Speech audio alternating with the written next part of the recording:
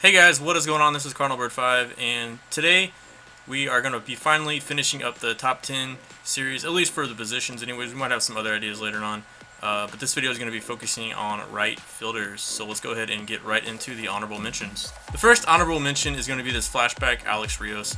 Now this card has been available all year, and it's really just a solid overall card. It doesn't have too many weaknesses, however it's really not too great at one particular thing either. Solid fielding, solid arm strength, solid speed. It's almost pretty much all 70s or low 80s and everything. But just a really solid card. Unfortunately, he can't play center field, but definitely a good... you could platoon him against lefties if you wanted. But yeah, just a really solid card, and that's why he gets an honorable mention.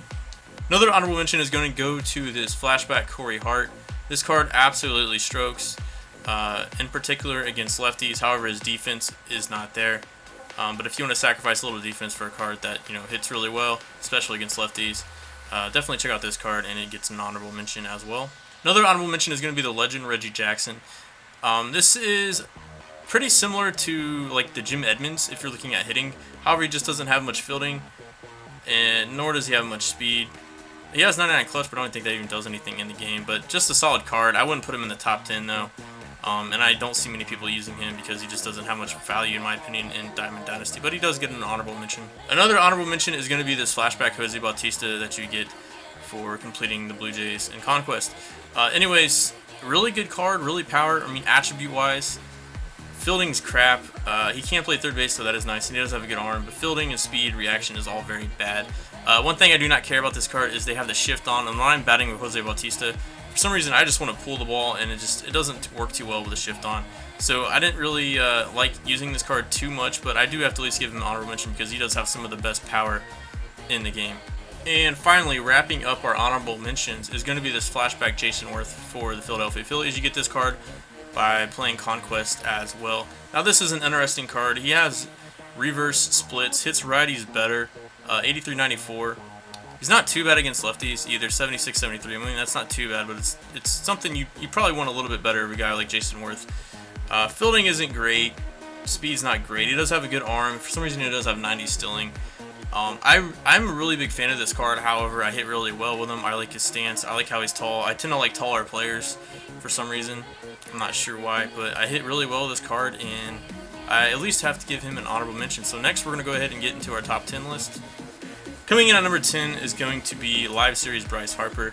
Now this card used to be a 99 at one point, and with his inside edge, sometimes he plays up to a 99. However, I can't rank him any higher than number 10.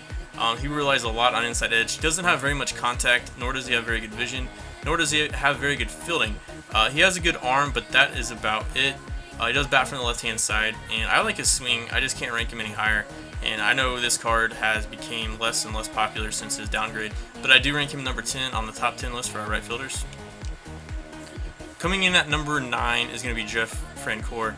He absolutely crushes lefties, and like I said, when I do these lists, guys, I look at how much value they're going to add to my team, and like I'm never going to use a Bryce Harper because there's so many other bats, for instance, that Jim Edmonds that I could put in right field that have that same hitting but also have defense. Now this Jeff Francoeur is very helpful off the bench.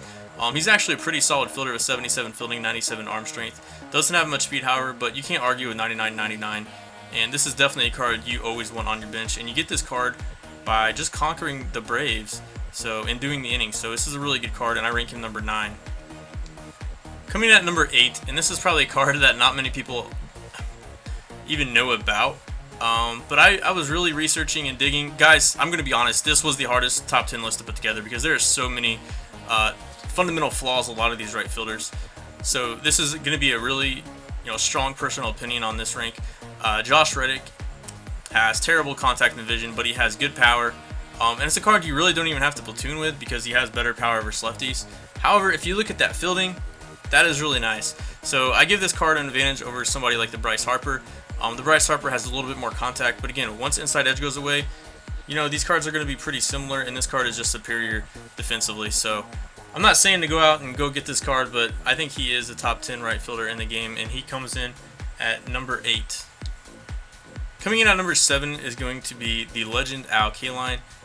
You get this card by completing the AL Central collection. Now let me just start off by saying this is a really solid card. However, The one downside for me of this card is he bats right-handed. I'm not a huge fan of his swing.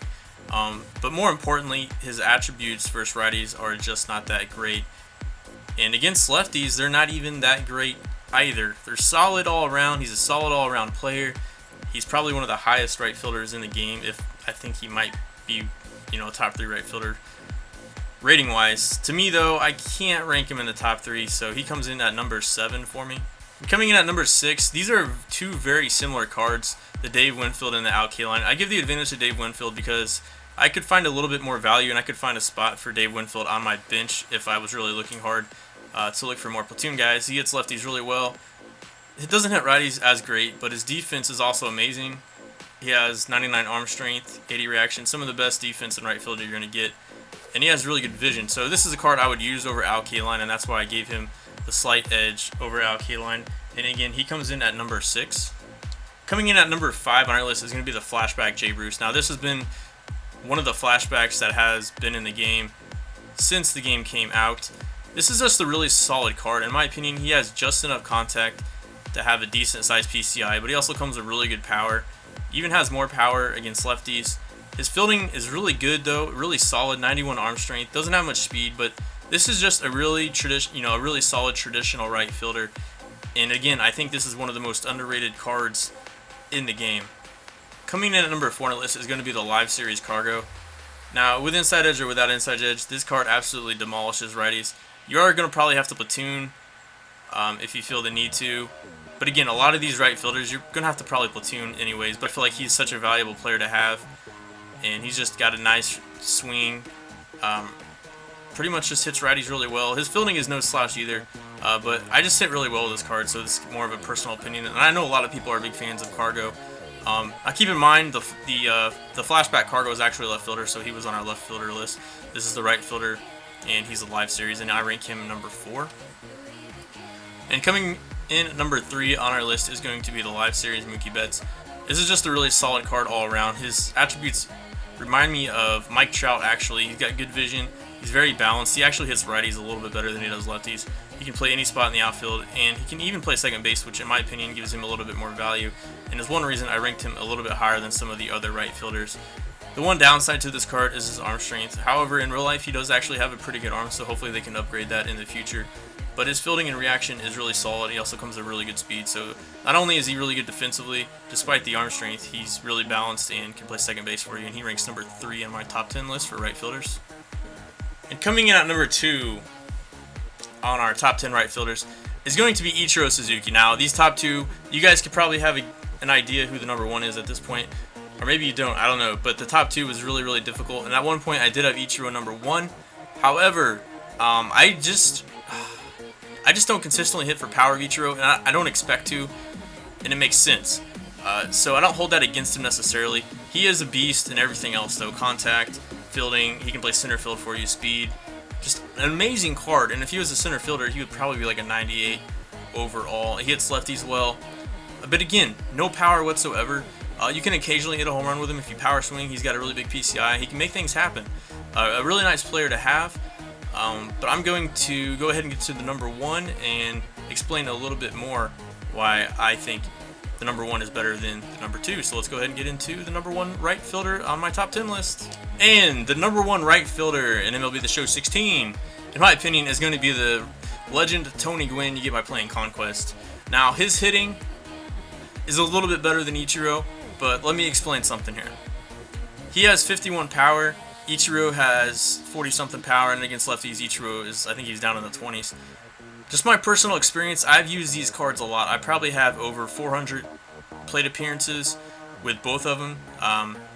So I feel like I have a pretty good, valid opinion on these two cards. I give Tony Gwynn the slight edge over Ichiro because he hits for a lot more power, more consistently. He also has a more upright stance, and I don't feel like he gets jammed as much as Ichiro can, and Ichiro has a lot of lazy pop-ups. Every now and then, like I said, you can hit a home run with Ichiro, but if your opponents are smart, they'll continue to pitch up, and you can get jammed, and if you're just late on something, it's an automatic out with Ichiro. But Tony Gwynn does have a little bit opposite field power, really good gap-to-gap power. But this guy, I hit a lot of home runs with him. He can hit home runs to right field, center field. You don't necessarily have to power swing either. However, I love power swinging with this card.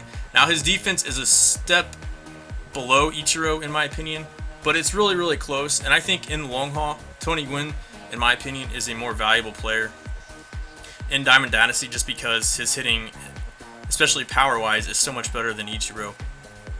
So that is my top 10 list, guys. I know a lot of you guys will probably disagree, but let me say this. This was by far the most difficult list to compile. A lot of these right fielders have just huge weaknesses. I mean, a lot of these lists, a lot of the players have huge weaknesses, of course, but this one was by far one of the most difficult ones for me to put together. One main reason being I usually like to put a huge value into power, and my top 2 guys do not have much power, although I feel like Tony Gwynn does have pretty good power for some reason, even though it's only 51. But let me know, guys, what you think of this top 10 list, and let me know who your top 5 players are, or if you think Ichiro or Tony Gwynn. Let me know if you guys agree with those. Anyways, thanks for watching the video, guys. Make sure to like and subscribe. This is Carnal Bird 5 signing out. Peace.